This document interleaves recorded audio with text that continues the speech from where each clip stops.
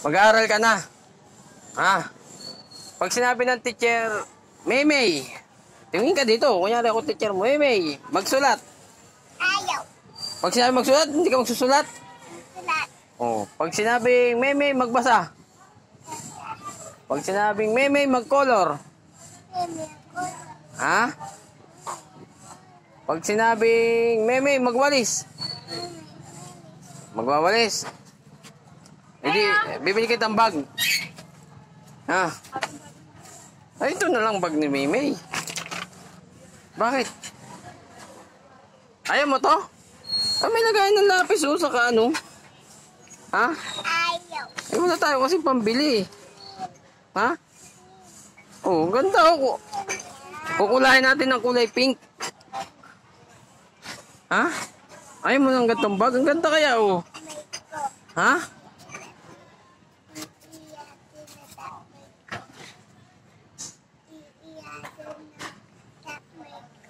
Nakakaya yung gamit mo? Bakit? Ayaw.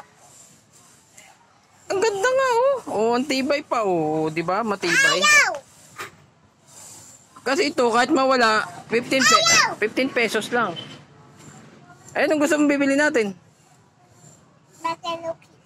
Bag na Hello Kitty. Ang mahal naman nun. Ito na lang muna. Pansamantala lang naman to eh. Ayaw. Kasi ito, papatayin mo lang. Oh. Pagka, tatayin ko lang to. Pag napiklas. Oh. Sige. Ayan, oh. Sige. Oh. Oh, mabaho. Di ba? Ganito na lang.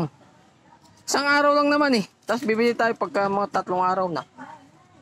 Ayaw mo pa rin? Gusto mo talaga bagong bag? Grabe naman yun. Baka mamaya pag binili kita bagong bag, di ka na papasok. Ha? Patok. Papasok? Kasi ito maganda oh. Ang laki oh. May lagay ng tinapay. Pwede ka maglagay ng libro. Ng notebook.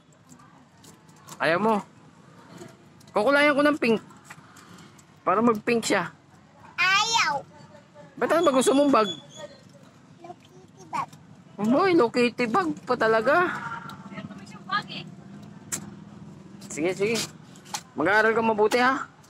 Ayaw mo ba talaga to? Pag-isipan mo ba pwede na to para hindi na tayo bibili? Bibili. Ha? Bibili. Ayaw mo nito talaga? Ano ba yan? Ba't ayaw mo ba nito? Mimi,